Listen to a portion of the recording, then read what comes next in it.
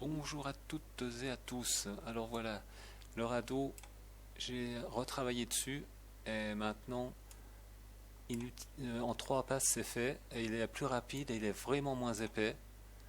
Donc on va voir ça. Donc les réglages, ce que j'ai changé, donc on va le voir ici. On va pouvoir mieux le voir là. Là, c'est la première passe donc du radeau. Voilà, c'est bien, c'est assez espacé. Première passe, la deuxième est, voilà, elle est en diagonale comme ça, et elle est bien espacée aussi. Et la troisième, on peut pas trop l'espacer la troisième parce que sinon après ça tient plus, la, la pièce ne tient plus ou les supports ne tiennent plus. Alors en trois, voilà. Donc là je l'ai espacé comme ça. Et là j'ai donc changé pour avoir ça, j'ai donc changé dans les paramètres. Alors si vous voulez changer, alors dans les paramètres ici, si vous voulez adhérence du plateau, si vous voulez vraiment changer, ce sont les deux là pour, euh, pour l'écartement des lignes de la troisième couche. Moi j'ai mis un 5, bon, moi j'avais essayé plus mais c'est trop écarté et en dessous bah, c'est un peu trop serré, donc voilà. Et l'épaisseur, bah, moi j'ai mis 0,1 mais vous pouvez mettre comme vous voulez. Alors ce qu'il y a aussi c'est que la vitesse, bah, là j'ai rechangé, j'ai tout mis à 60. Pour le radeau ça va très très bien. Donc on va voir après en détail les réglages là que j'ai fait. Et ensuite, tiens, tant que j'y suis, tant que je peux en parler, j'ai fait aussi dans le déplacement, parce que j'avais des fils, comme les fils d'Ariane là, qui se mettent, et parce que je n'avais pas mode de détour, il n'était pas affiché. Alors, si vous ne l'avez pas affiché comme moi, ce que vous faites, vous allez dans Paramètres, configurer les valeurs, voilà. Attendez, je vais me mettre dessus là parce que voilà. Et là, vous cherchez déplacement, voilà. Alors, de vitesse.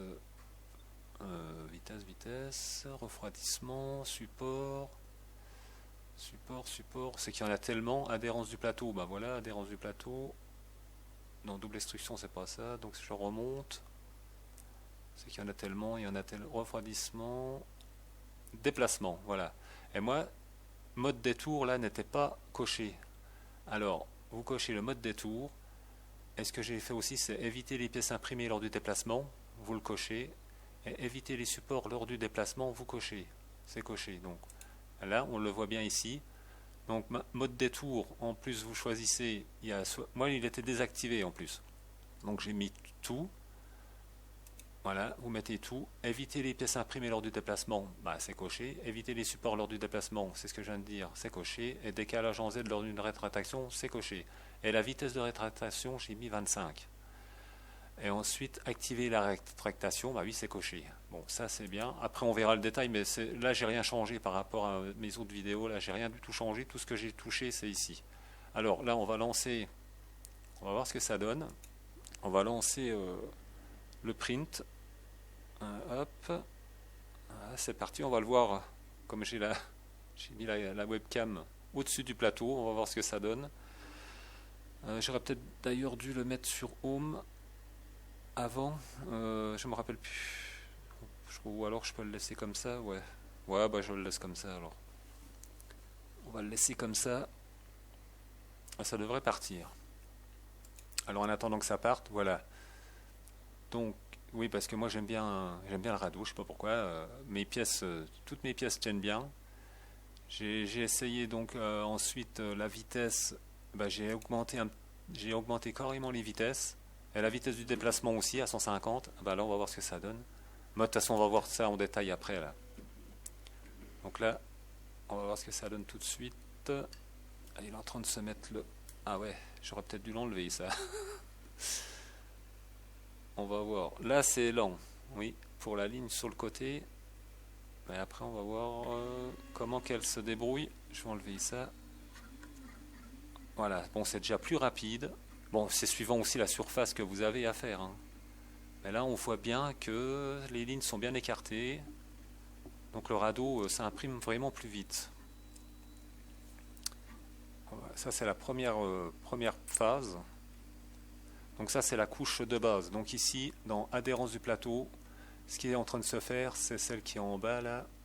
Largeur de la ligne de base du radeau, 0,8. De toute façon on va voir, hein. Épaisseur de la base du radeau. Là, c'est la base. Voilà, maintenant il a fini la base et maintenant il attaque la deuxième couche, donc l'intermédiaire, couche intermédiaire ici. Les réglages sont là, donc on va les voir après. Et là, vous voyez, ça se fait en diagonale et c'est assez rapide. Alors maintenant, on va voir la troisième couche, la dernière. Ça, c'est la couche intermédiaire. Et là, maintenant, on va passer à la couche supérieure. Ah, elle est bien... Oui, ça va plus vite quand même, hein. On peut l'écarter plus si on veut. Donc à la place de 1,5, on peut essayer de mettre, mettre 2. Voilà, c'est les deux lignes là. De toute façon, si vous en changez une, l'autre change en même temps, hein. Elles sont unies. Les deux là marchent ensemble. Donc la largeur de la ligne supérieure du radeau, on peut essayer de mettre 2, 3. Bah là, c'est déjà pas mal. Et puis il est beaucoup plus fin, hein. Le radeau est beaucoup plus fin. Vous voyez, ça met quand même, ça va quand même plus vite à imprimer le radeau. Et là, on pourra aller encore plus vite si on augmente un peu la dose là. Mais là, moi, je trouve que c'est déjà pas mal, hein. Bon, c'est une petite pièce, hein, aussi. Donc le radeau est pas grand. Voilà, maintenant il attaque ma pièce. Non, bah voilà. Donc alors pendant que ça se fait, donc là on va voir tout ce que j'ai mis. Alors, type d'adhérence du plateau, bah, c'est radeau, ok. Couche supérieure du radeau, j'ai mis 1. Épaisseur de la couche supérieure du radeau, 0,1. Largeur de la ligne supérieure du radeau, donc 1,5. Alors là, si vous voulez écarter plus que ça, bah, vous mettez 2, 3. Vous pouvez faire des essais, hein, 3, 4. Moi, c'est ce que j'ai fait. Donc là, j'ai mis 1,5. Je trouve que c'est pas mal. Après, interligne supérieure du radeau, bah, 1,5, oui, parce que les deux là fonctionnent ensemble. Après, épaisseur intermédiaire du radeau, j'ai mis 0,1. Ça suffit. Ensuite, la largeur de la ligne intermédiaire du radeau, j'ai mis 0,8. Interligne intermédiaire du radeau, 4. Épaisseur c'est pour l'écartement, ça je pense. Épaisseur de la base du radeau, 0,1, ça suffit. Largeur de la ligne de base du radeau, 0,8. Espacement de ligne de base du radeau, 2. Voilà. Et la vitesse d'impression, 60 partout, hein, là. Donc, si des fois vous n'avez pas un truc là-dedans, eh bien vous cherchez, hein, vous cherchez dans paramètres, vous cherchez dans configuration des paramètres, et là, dans le tableau là, vous cherchez ce qui vous manque. Alors ensuite, ça c'était pour l'adhérence du plateau. Les supports, je reviens un peu sur les supports parce que moi je mets des supports et pour qu'ils se détachent plus facilement, ce que je fais, je mets activer l'interface du support. Je coche activer les plafonds de support, voilà, et activer les bases du support. Si cela, pareil, vous ne l'avez pas, eh bien vous allez dans paramètres, toujours pareil, configurer la visibilité des paramètres, vous cliquez là-dessus et vous cherchez donc dans support, vous cherchez ça, ce qui vous manque, et vous le cochez et vous l'aurez ici. Sinon, le reste, là, j'ai pas touché par rapport à ce que j'avais mis dans mes autres vidéos. Donc, gérer les supports. Alors là, je mets en contact avec le radeau, je pense. Avec le plateau. En contact avec le plateau, voilà. Tout ce qui est en contact avec le plateau. Là, c'est l'angle de support. J'ai mis 36. Motif, c'est zigzag. Densité du support, 10. Distance Z des supports, 0,3. Distance supérieure des supports, 0,3. Distance XY des supports, 0,88. Priorité de distance des supports X, Y annule Z. Expansion horizon des supports 0. Épaisseur de la couche de remplissage des supports 0,3. Et puis bien sûr, étape de remplissage graduel du support 0. Et puis activer l'interface support, activer le plafond de support, activer le bas de support. Bon voilà, ça c'est pour les supports. Ensuite, le refroidissement, j'ai touché à rien, hein. Normalement c'est de base. Voilà. J'ai touché à rien. Le déplacement, là par contre, j'ai coché activer la rétractation. La vitesse de rétractation, j'ai mis 25. Et le fameux mode de détour, voilà, qui pour moi empêche d'avoir des fils. Depuis que j'ai fait ça sur certaines pièces, je n'ai plus un seul fil. La pièce là que je suis en train de faire, il n'y a pas un fil dessus. Les figurines, il y en a encore un ou deux, ça dépend comment c'est. Mais sinon, par rapport à avant, là, c'est vraiment super. Éviter les pièces imprimées lors du déplacement, voilà. Éviter les supports lors du déplacement et décalage en Z lors d'une rétractation. Voilà, tous les trois là sont cochés. Si vous n'avez pas ça, allez, rebelote, paramètres, configurer la visibilité des paramètres, et puis hop, vous cherchez là-dedans, vous cherchez dans le tableau là, vous cherchez, et si c'est pas coché, vous cochez et vous l'aurez affiché ici. Voilà. Bon, la vitesse, eh bien j'ai mis 60, 50 et j'ai mis vraiment 150 là ici. Vitesse de déplacement 150.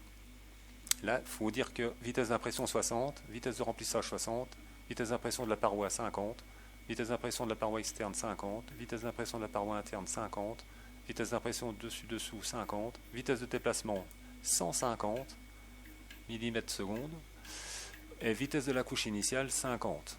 Voilà, j'ai mis ça. Bon, pour des pièces comme ça, ça marche nickel. Là, je l'ai déjà faite, là, je la refais pour la vidéo, mais je l'ai déjà faite. Comme ça fonctionne. Les figurines, je pense qu'il faudrait redescendre un peu parce que j'en ai fait une et c'est pas mal, mais il faut quand même redescendre un peu la vitesse. Mais bon, ça, c'est tous des essais à faire, hein. Après, en matériaux, eh bien, température d'impression, avant j'avais mis 200, ben là je suis redescendu à 190, ça suffit largement. Et la température du plateau 60, bien sûr, et température du plateau couche initiale 60. Voilà, je suis passé à 190 pour tout ça. Alors, température d'impression 190, température d'impression couche initiale 190, température d'impression initiale 190, température d'impression finale 190, température du plateau 60, température du plateau couche initiale 60. Si des fois il en manque un chez vous, eh bien, hein, rebelote, vous savez ce qu'il vous reste à faire pour afficher ça. Après le remplissage, eh bien, ma foi, densité du remplissage, j'ai mis 10 en cubique, pourcentage chevauchement remplissage 20, épaisseur de la couche de remplissage 0,3, étape de remplissage progressive 0.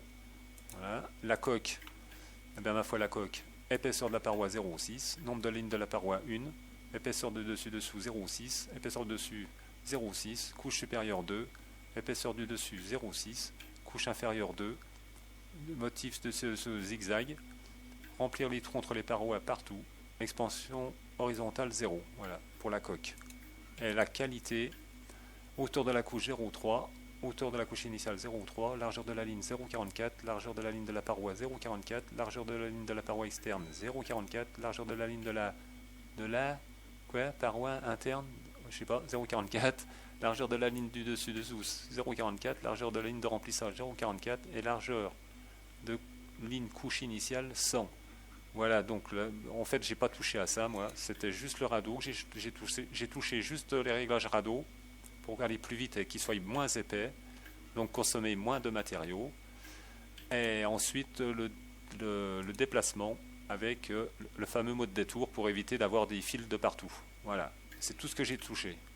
Alors déplacement et adhérence, voilà, ce sont les deux seules choses que j'ai touché, que j'ai changé. Maintenant, bon, j'irai pas jusqu'au bout là parce que là, rien que cette petite pièce là, elle me demande 1 heure.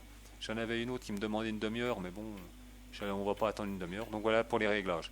Et moi, ça va me servir parce que si des fois j'ai à formater mon disque dur et puis que je perds tous mes réglages de Cura, eh bien, j'aurai toujours cette vidéo pour revenir voir la vidéo pour voir si je m'en rappelle pas, voir les réglages que j'avais mis. Parce que des fois, on perd la mémoire. Et c'est bien pratique d'avoir une vidéo, de retrouver une vidéo avec tous les réglages sous la main, d'avoir tous les réglages sous la main. Bon ben voilà, je pense, alors là j'en avais fait un plus large, je le montre, voilà, j'avais fait un plus large, et vous voyez que par rapport à avant, d'ailleurs je vais en montrer un, celui-là, c'est celui qu'on a à l'heure actuelle avec les nouveaux réglages, donc c'est tout souple, c'est tout fin, il n'y a pas de... Par rapport à celui d'avant, qui est super dur, super épais. S'il n'y a pas photo, ça va quand même, c'est beaucoup mieux, hein. Voilà. Bon, ben, ma foi, bonne impression 3D. Ah oui, en plus, je dis bien que ça, c'est des réglages pour la Sidewinder, Artillery Sidewinder X1. Hein. Donc voilà. Bon, ben, là-dessus, ma foi, bonne impression 3D à toutes et à tous. Et ciao!